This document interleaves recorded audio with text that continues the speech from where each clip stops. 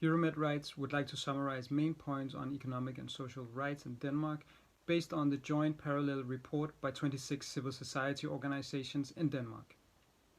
This statement addresses the right to adequate housing, the right to equal pay, and adequate allocation of resources.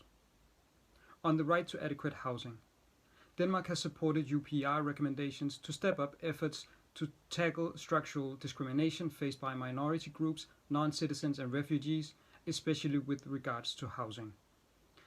There is, however, a significant shortage of affordable housing in larger Danish cities. Entire blocks in certain vulnerable neighborhoods, classified as ghetto areas, are being converted into private and cooperative housing.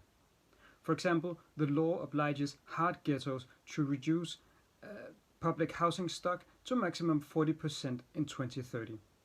This further increases the obstacles for people with low income to access adequate housing.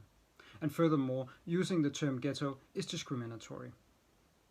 Our recommendations are to increase affordable and adequate public housing units by means of higher public investment and a better regulatory framework for private investors, and to stop using the term ghetto for disadvantaged housing areas and ensure the absence of discrimination when resolving social inclusion and housing issues. On the right to equal pay, Denmark has supported UPR recommendations to take further active steps to create equal opportunities for both men and women in the labour market and to bridge the gender wage gap. However, the gender wage gap persists at 14.5%.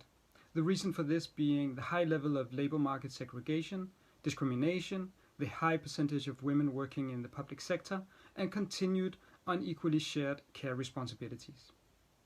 Our recommendation is to take further steps to tackle the pay gap by changing the legislation to ensure transparency on wages, use of a gender-neutral concept of wages, and define work of equal value. On the adequate allocation of resources, Denmark has supported UPR recommendations to continue strengthening social programs for the most vulnerable sectors of the population. Denmark, however, does not mobilize enough resources to ensure that infrastructure and services are in place to enable everyone to enjoy all human rights.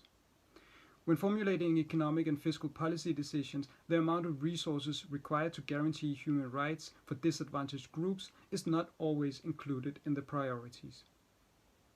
Our recommendation is, when economic and fiscal decisions are made, allocate sufficient funds for human rights, especially avoiding too few resources that can mean retrogression and discrimination for marginalized groups.